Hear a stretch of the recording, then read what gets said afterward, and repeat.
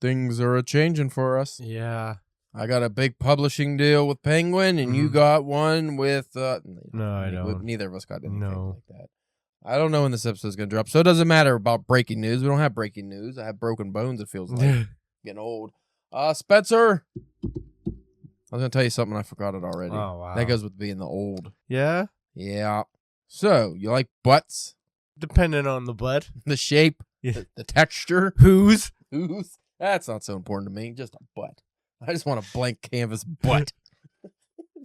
Is it like so I don't know if you remember the cinema masterpiece 40 Days and 40 Nights. Is that what it was? Josh Hosnet when he couldn't have any kind of like ejaculation for like a month and a half, and he had that one weird dream, and he's just like flying through, and there's just clouds, just skies of boobs. Oh yeah, boobs.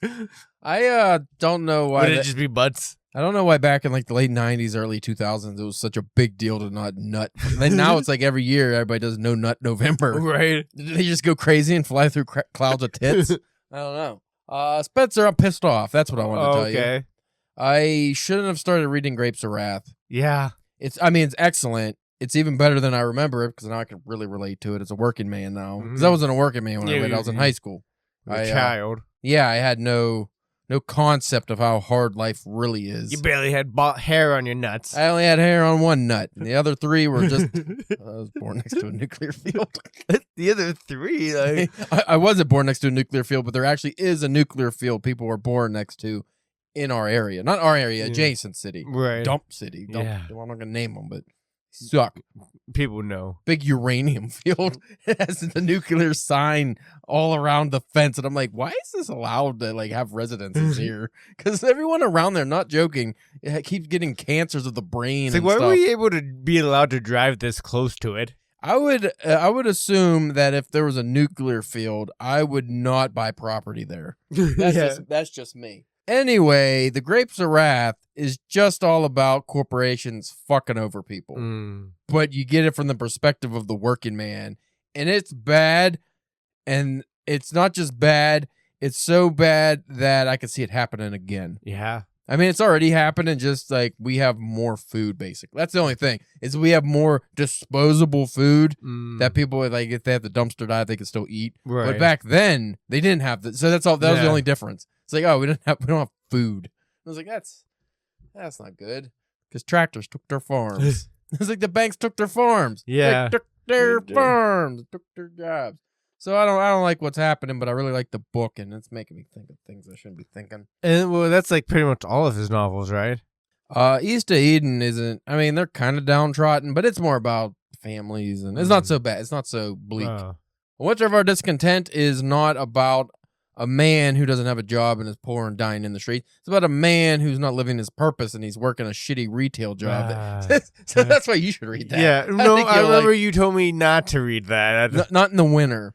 I would actually suggest, even though it's probably against your better judgment with your anger that you might have, is to read Grapes of Wrath as your next big Steinbeck. Right. I mean, you can read like Tortilla. If you want to just read some fun shit about paisanos, read Tortilla Flat and Cannery Row. They're very short novels, and they're very enjoyable. It's just a bunch of winos just fucking living in flop houses and drinking themselves to death, but doing it in kooky ways that are fun. I remember I can't remember what it was, but I remember one of the times reading something that was like older or set in like an older time, and they kept on saying winos, and I kept on, and I was like, what the fuck is this? I had to look it up to be. I was like, oh, they're just fucking drunk. Like that's yeah.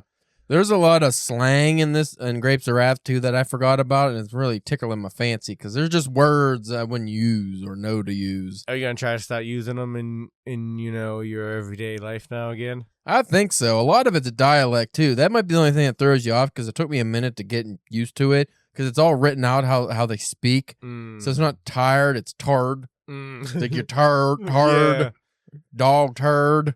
And it's just like, you can hear it. It's weird. You read it and you can hear it, but it takes you a minute to acclimate to the language. Is he saying dog tired or dog turd? I guess.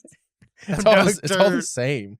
Oh, man, that dog dies real early on. Oh. Gets his guts blown out by a car. And then they're just so poor. They're just like, that sucks. Like, nobody's too upset when the animals die. They're just like, is anybody going to eat that? Yeah. You going to eat that? If not, I'm going to eat that. I'm going to eat that dead dog. Also, there's a lot of I know this is how things used to be up to like the 90s because I've been in cars with people when I was young who were assholes like this, but like purposely trying to steer into cats crossing the street and shit, trying to run them over. It's like they were doing that almost like it's fun. Because back then, they didn't view animals, even pet dogs, they didn't necessarily view them like how we view them now. It's like, oh, that's, my baby. It was just like, it's a dog. If it dies, you might be sad, but, it's not like the end of the world. Just get another dog. Yeah. Like, they didn't, like, there's a lot of talk, oh, that was a good dog, but they didn't, like, treat it like it was a huge loss or anything. But again, like a stray cat runs across the street, they try to hit it. There's, like, no regard for animals being anything other than meat, which I don't like, which I never liked that. But in the 80s and 90s, well, I was a baby in the 80s, but in the 90s, I experienced fucking asshole rednecks who purposely would, like, brag about, oh, there's a cat crossing the street, I ran it over. Or like even just like rabbits or birds, where they try to take them out. For what fucking reason? I don't know. Like, why you'd get pleasure in that. I don't know why hunters get pleasure in killing animals. Like, get killing animals for the meat or even to a degree for the sport, but then, like, you're posing with them and you're acting like it was a big achievement that you shot something with a gun that can't use a gun to fight back. Yeah. It's like, fuck you. How about that? Go kill it with your bare hands. I'll be more impressed. You sound like one of them vegetarians, Caleb. You know what? If I didn't love meat so much, I would be. Yeah, but be all right with that. It's hard. It's so good. It's so delicious. It's tasty. My teeth were built for biting into meats. Can we talk about Mayor Mumbombi or Mumza? I never say his name. Zoran. Oh, yeah. Like, socialism is so bad, right? Yeah. But then everything I keep reading about New York from actual New Yorkers, like, going good. Right. Everything's like it's going so good the New York Knicks won the championship. Yeah. Like, that's got to be the biggest kick to fucking MAGA Republican balls there can possibly be. It's like, you're saying this guy is such an asshole loser, but now New York's just immediately thriving. Yeah, I mean, like, it hasn't even been a year. Yeah, and all like preschoolers they get food. Like so many programs and stuff that he's already set in motion. And it just proves to show you, like, what a politician can actually accomplish when they're not stealing the money. Oh, what they should be doing. Yeah. And that goes for the Democrats, too. Yeah. Because they always talk about, we're going to do this and do that. But it's just like, well, you're all rich and nobody else is doing well. Yeah. But then if you actually have some people that are like, I don't care about being rich, I just want people to do well. All of a sudden, the money goes to the people and not to rich assholes. And then they get mad. Yes. Dude, that fucking video you sent me earlier in the day that I just got to watch before coming up, but with that fucking data center and isn't that some fucking dystopian nightmare world? Oh my God. They want to build one down the road from me. That's so terrible. They built that in a fucking residential neighborhood. It's this fucking giant obelisk of a building that just looks like the goddamn Death Star on Earth. It's black. And then it has, like, they're just randomly putting up water towers and shit because they have to feed it. And they're not getting any confirmation from the government for this. They're just building it. And people, they're just like, okay, which means they're paying somebody off. The residents have no say. The fucking cameras that were pointed at that guy's house. Yeah. And he was telling them how they're like these AI cameras that can detect your face and they listen in on you. And again, you're not allowed to have cameras facing anyone's house, but apparently it doesn't matter. Molotov cocktails would be fucking slung from me like a madman if they did that. Because imagine if you bought like a house, I don't know, 5-10 years ago, and you're in a nice area, you can't afford to move, and then one of them fucking comes, destroys everything, and you have no say. Well, then there was also like, because wasn't that guy talking about like it was buying up houses? Once they leave, because they have no real choice except for live next to that fucking thing, they have to leave because it's poisoning their... You get the fucking noise because it's all diesel engines and shit and mechanical worms. It's just shooting shit up into the radiation, sky. Probably, all kinds of fucking shit. They say those things spread heat for 6 miles. And they build it right next to the house. So these people move, and then that place buys it up and keeps spreading. And what the weird thing I thought was like, because didn't he say like they started that in like 2016? He said 10 years ago. Because we kind of think of data centers as like this new problem, And no, they've been doing it for a while now, apparently. I think we just, like, the government before, there was rules in place. But now, with the Trump administration, the second term, they don't have... Because at least when Trump's first term, like, the Democrats were like, no, you can't. Like, they had rules in place. But now he's like, he took rules from everything, just got rid of all regulation. So it's just like, it's free for all. Yeah. But and the AI boom, that guy said too, fucking exploded everything. But the thing that pisses me off is like those fucking people talk so much shit about like China and them watching their citizens and doing. What the fuck is that then? Right. Like that's what apparently that's what you're worried about China doing, and they're doing it to us, and you don't care. Yeah, and then like new cars are not only like because we talked about before, like are gonna try to have like the cameras so they can try to detect if you're tired or drunk or whatever when you drive, but also now they're gonna have like this like tracker thing that links up with your phone, so you're just always being whoever's looking at it can always because you have your phone on you or you're gonna be in your car going somewhere. They always know where the fuck you're at. And why do they need to know that? Because they're trying to overlord us and they don't want us to rebel. That's what I'm thinking. I don't understand the point of all this shit, and the thing that really upsets me is that you have all these assholes online in every comment section about these data centers saying, you don't really know what's going on, and you're on your phone. You need the data center. You're using your phone. You're using Facebook. You're using Instagram. You need the data center. Is that what you think these data centers are doing? Just working the fucking equipment we've had for 20-something years now? Like, you think that's what they're doing, all these new data centers? Or do you think it's mass surveillance? Yeah. Yeah, I mean, come on. Mass surveillance. Like we said, like the 8, just replacing everything with AI. We're getting like Blade Runner without any of the cool shit. No.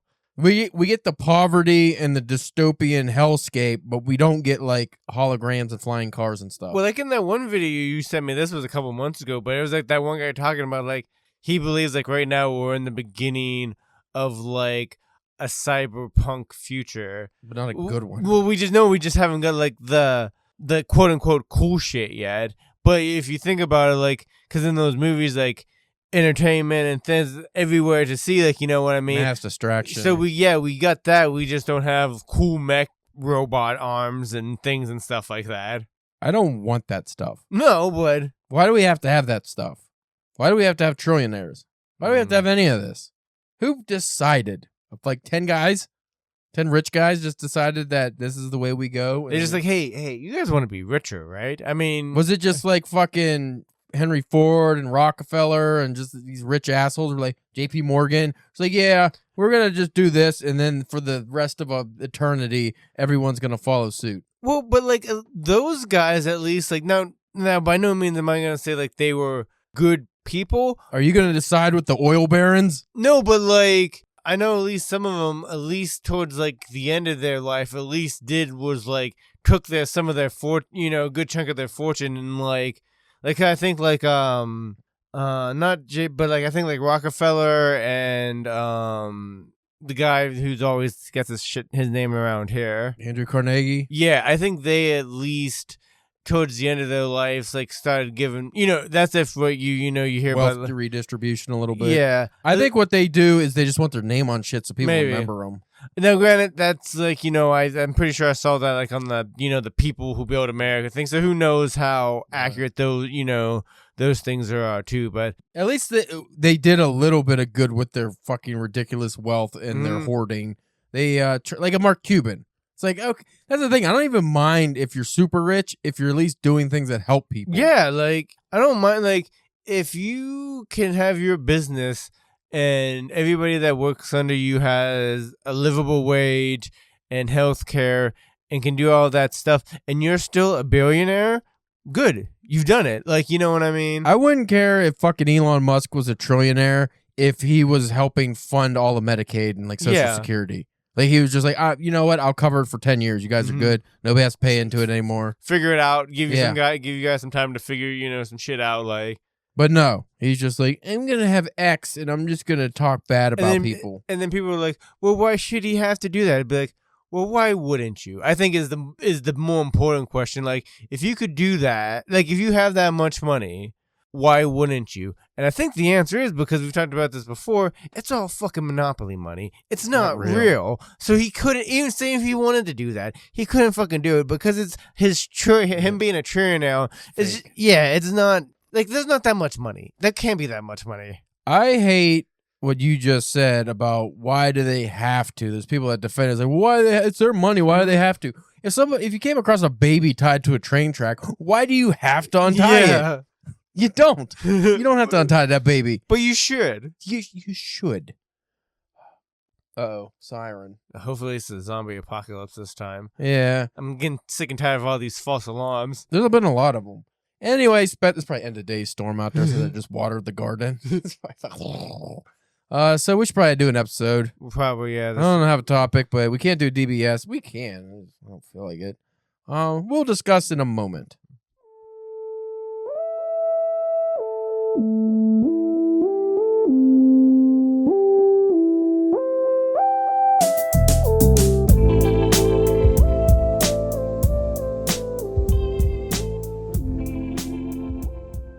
You are listening to the Drunken Pen Ready podcast. I'm your host, Caleb James. I'm here with Spencer, the Brooklyn Boner Bandit Church. You picked Brooklyn, so you got Boner Bandit. Bandana Bandit. How about that? Okay. That's a better ring to it. Yeah. Because I don't know how you're stealing boners. Well, I thought I was stealing stuff with a boner. Ooh. I think Bandana's better. Brooklyn Bandana Bandit. It's hard to say. I like saying it, though. It's like a rapper. Bandana Bandit. Yeah. Brooklyn Bandana Bandit. Yeah, nice. I got a bandana on my bandana because I'm Bandana Bandit. I got a banana in my pocket. You just keep going with it. Brooklyn Banana Band-Aid Bandana Bandit. No Band-Aid in there. Is the Band-Aid on the banana? Somewhere. Today, our friends at Esquire have entertained us for the one time. I don't think they've entertained us before. I don't know if we've ever done anything with Esquire, but they have currently trending. Came out 2 days ago. The 26 most American books of all time. Most American. All American. All American. Most American. What makes it most American? It's gonna be a lot of cowboy stuff. In a world where short form video rockets across the world in second. I don't want to read all that. There's some talk of Walt Whitman, some F. Scott Fitzgerald, some Joe Didions. We're just going to go to the list. How about that? Okay. We're going to go to the list because I want to eat pizza. Yeah. I want to do this podcast on a Saturday night. Our fucking schedule's all hooey and patooey, and it's getting worse. It's only going to get worse. Yes. In this unordered list that's not a list. 26, but it's not in order. No numbers. You feel good about that? I don't. You want to read Esquire now? Know how they list things? Nah, I mean. Well, the first one up on this list is The Narrative of the Life of Frederick Douglass, an American Slave by Frederick Douglass, 1845. Never heard of it. You don't know Frederick Douglass? I don't believe so. Oh, why am I getting a call? Well, I guess I got to answer it. Who is it? Mindy. Oh. What's up? Yeah, we're recording a podcast. Well, Spencer came in with pizza, and we decided to record a podcast real quick. There's Spencer. I asked you, because I see him on camera. I asked if Spencer got off the boat, and I don't think you... He got his kneecaps burnt. He got burnt kneecaps. Had to take a break. I had a phone conversation to attend to. Yes, a very important phone call. Anyway, we were talking about The Narrative of the Life of Frederick Douglass, an American Slave by Frederick Douglass. You know what? About Frederick Douglass, who was, I'm going to assume, was a slave. You don't know Frederick Douglass? No, I don't think so. Your schooling let you down. Yeah. In a big way. Yeah. With our unmatched capacity for vanity and, I don't know this word, idolatry of wealth, America has produced so many useless autobiographies and memoirs in our 250 years. The antidote is Frederick Douglass's Narrative of the Life of Frederick Douglass, an American Slave. Yes, you should read it as an essential historical account of the horrors that... Yeah, it's about slavery. It's Frederick Douglass's life story. Very good. Next up on this... fucking Esquire, you poopy. Ads? Yeah, I don't even know. What is that? Know what the fuck's happening. There's fucking words and squiggles and all kinds of stuff going on this. I think because I have like an ad blocker thing, it's fucking something up. I don't know. So anyway, there was this fella. He wrote a book about whales. Oh. And he's up on this list. Mr. Herman Melville wrote Moby Dick or The Whale. Now, what title do you like better, Moby Dick or The Whale? I kind of like The Whale, but Moby Dick because it got dick in it. Moby Dick's superior. It's about American whaling. That's all you need to know. Next up on the... Is that it? Is all we get to? Oh, no. 10 minutes down the scrolling, and we get The Personal Memoirs of Ulysses S. Grant by Ulysses S. Grant, 1885. Oh, wow. It's all nonfiction almost. Well, whaling says a thing. Moby Dick is a fictitious novel, but a lot of it's just whale stuff, so it's almost nonfiction for a good degree. Do you like Ulysses S. Grant? Where does he rank on your presidential list? Whatever number he was elected. Okay. Well, I don't know which number that was. Early. Yeah. He did some fighting, and there we had this big war. It was uncivil. Yeah. But they called it civil. It was a civil war. I mean, yeah, at least he was a leader that actually fought in the, in the war that they were having. Yeah. He's a good guy. He did things. Next up, I will say this is the most American novel of the 1800s, in my opinion. Adventures of Huckleberry Finn by Mark Twain. Yeah. 1885. You like some river rafting? Mm-hmm. You like some swears? Derogatory slurs? I like swears, not so much as slurs. You like your second main protagonist as his name is a slur? is what I'm getting at. You like that? Not particularly? No. Twain could have left that out. He didn't have to call him that. He could have just called him Jim. Yeah. Could have just been Jim. But anyway... Or at least towards now granted I haven't read it, but I don't think it happened. But you maybe start like that, but towards the end of the book, couldn't he just be Jim? They become friends. He's not a bad guy. Not even once. A very good book. One of my favorites. Believe it or not, it turns slavery into a fun spectacle of adventure and friendship and riverboating. And also one individual's life on the line where his whole future could be destroyed by the juggernaut that is American slavery. It's terrible. Yeah. But that's just a fun backdrop for the book. Next up, that's the setting. Their Eyes Were Watching God by Zora Neale Hurston, 1937. I keep hearing about this book. I should read it, but I don't know. It's about the black experience. Okay. It is weird that the most American books are very definitively split in the middle of black experience and then just white people. Yeah. It's do we have any mingling of just a story? How many great novels are just a story that, there's black people and white people in it, but it's not about either of their races? Probably not. Especially not any old book. I don't think so. Next up, The Naked and the Dead by Norman Mailer, 1948. I need to read some more Norman Mailer, but I think this is one of those big books, and it's about World War II. I don't want to read any more World War II stuff for a while. What was the last? Oh, okay, never mind. Bring it up. Don't even mention it. Done with the discussion. I couldn't even watch any video essays on that because it just fuck that book. Next up, Charlotte's Web by E.B. White, 1952. And now that that's come up, I feel like I need to read that because as you with your East of Eden, Grapes of Wrath. Grapes of Wrath. I feel like I read that in school, but I don't feel like I read the actual. It was probably I don't know because when I read it was elementary school or something, or middle school maybe. And again, I don't think it was the book. Right. I remember a lot of pictures and packets. Right. That's all I remember for anything. And I know Grapes of Wrath doesn't have pictures, so I'm wondering why there were so many pictures in what I read. I remember. Do you remember what the pictures were? Were they just poor people just getting booted out of banks and stuff? What's the illustration for that story? Just plumes of dirt and dust. Great dust just bowl. The tumbleweed. Lots of tumbleweeds. Some of them are made of human carcass. Just poverty. Just a tumbleweed of poverty rolling on by. Fuck the 1930s. Terrible. And it seems like we're going to have to fuck the 2030s as well, depending on how things go. Yeah, let's see if we want a do-over. See if we could top the 1930s with the 2030s. Next up, Go Tell It on the Mountain by James Baldwin, 1953. I hope nobody expected us to talk about these books. I'm going to make it a DBS episode because we're not going to talk about these books. James Baldwin is author I have not read yet. I've been meaning to, just haven't got around. I don't know if he was a prominent author of the Harlem Renaissance. I know he's around that time. I think, what was this, 1953? So no, he wouldn't have been the Harlem Renaissance after.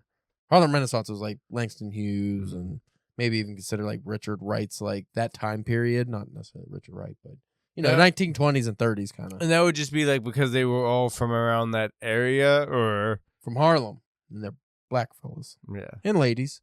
It was also the jazz movement and stuff because it's called the Harlem Renaissance. I feel like some Chicago writers kind of slip in there too. Right. I have to look into it more. Next up is On the Road by Jack Kerouac, 1957. I probably bought a copy of this, so I just need to read it.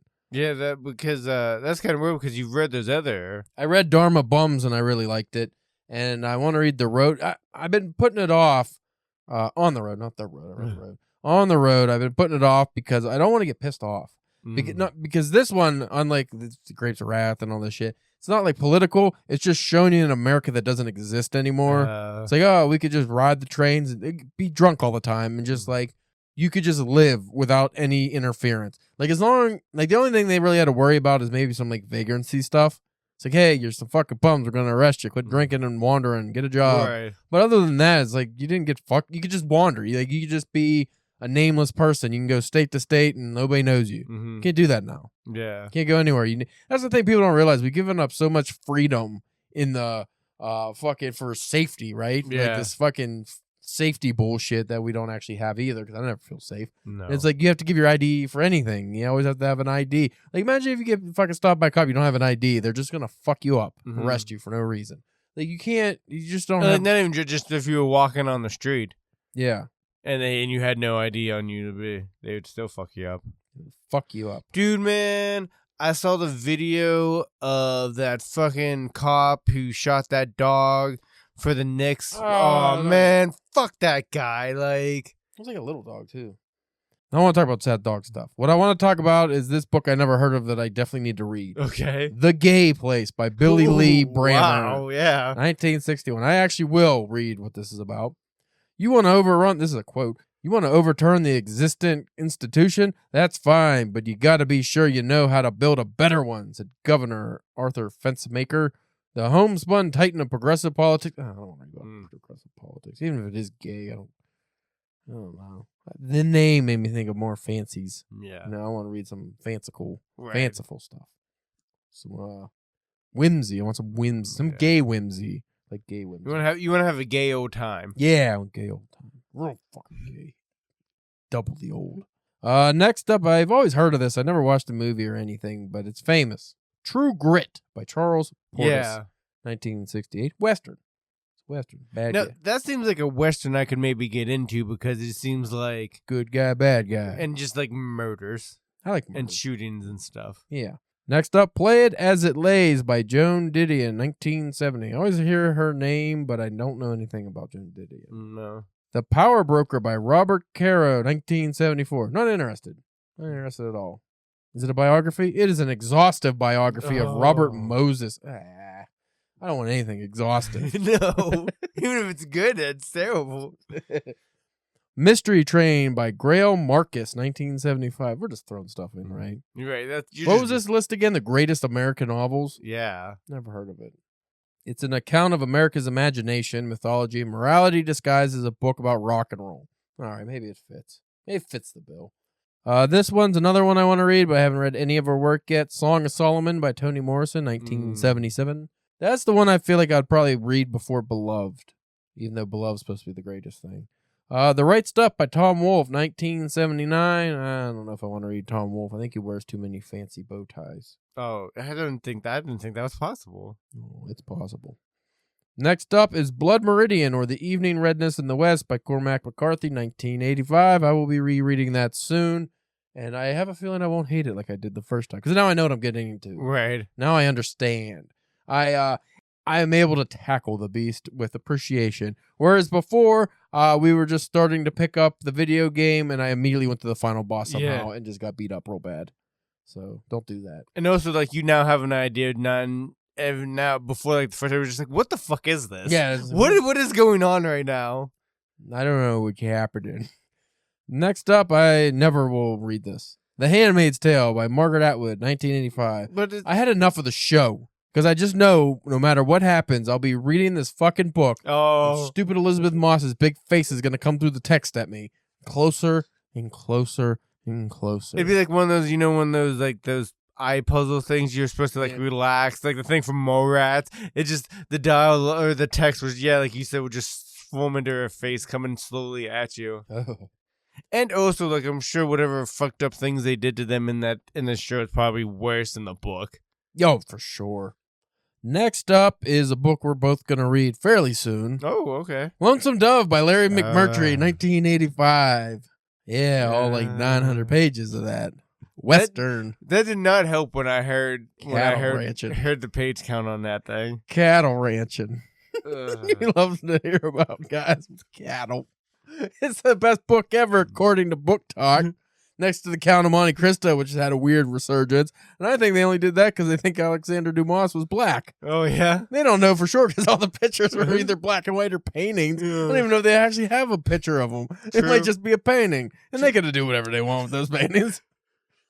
But regardless, Count of Monte Cristo, A++, I bet. I do want to. I'm actually really itching to read that.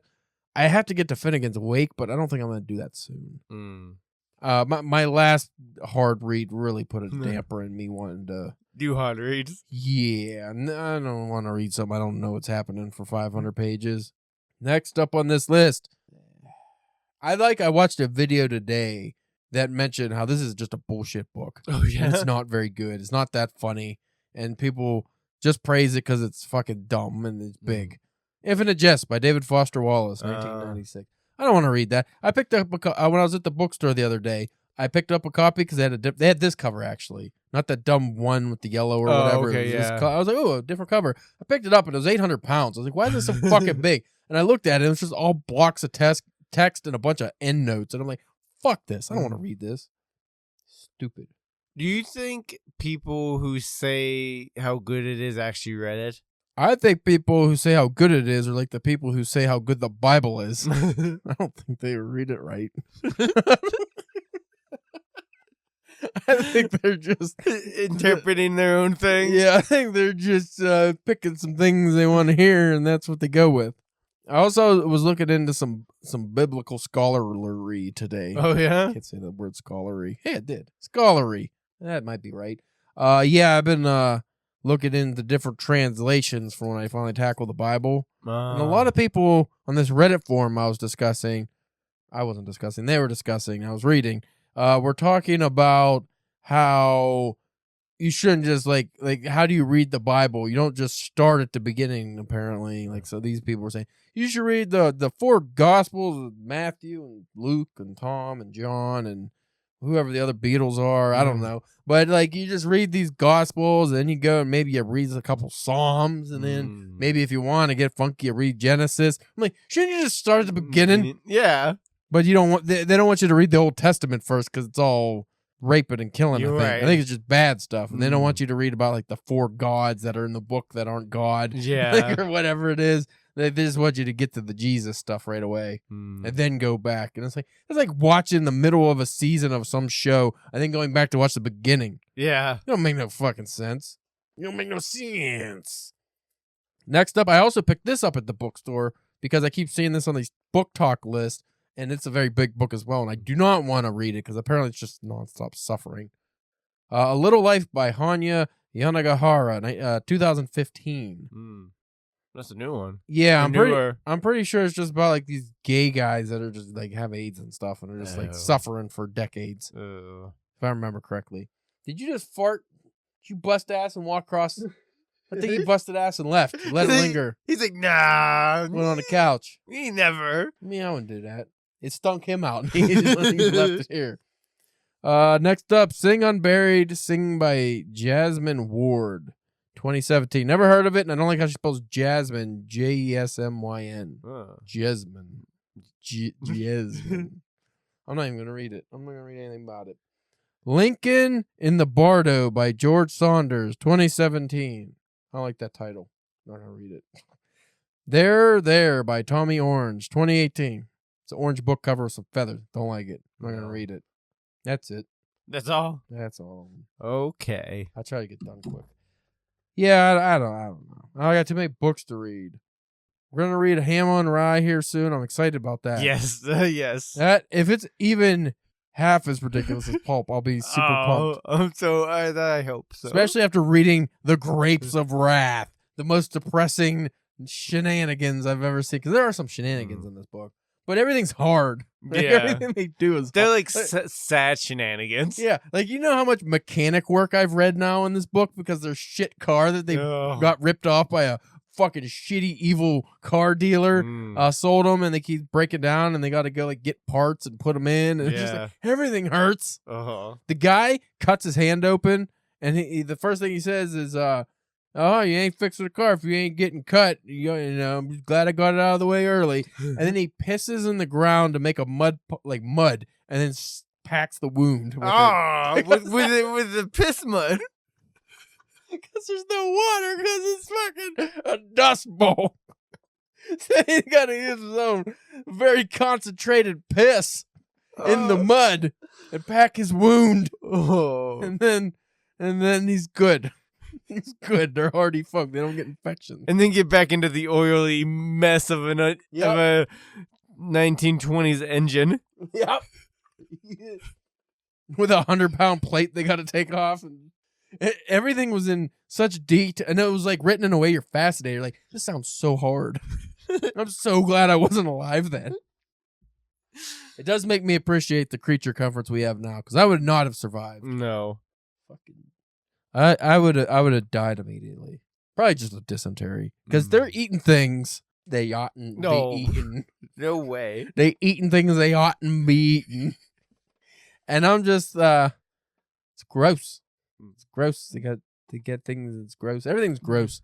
Anyway, folks, that's an episode. Oh, yeah, sorry. If you want, we apologize. That wasn't good at all. But it's maybe funny. I don't know. That's what I try to do. If we have a bad episode, make it funny. Yeah. People listen for the yucks more than they'll listen to us talk about books poorly. If you folks want to read Ham on Rye, Charles Bukowski, get to it, and we'll get there soon. By the time this episode drops, we'll both probably be reading this, actually. Spencer, his OnlyFans, he's in Brooklyn, and he is putting Band-Aids on bananas and stealing bandanas because he's a bandit. With the boners. And he's got boners in there somewhere. Fuck it, that's too much. Yeah, that's a lot. CalebJamesK.com. When this episode drops, Starlight Pulp issue 8 with my story Santorio might be out. Yeah. I'm sitting on a post for that I have it in my drafts, and I just keep forgetting to post it. I have it done. Just got to post it.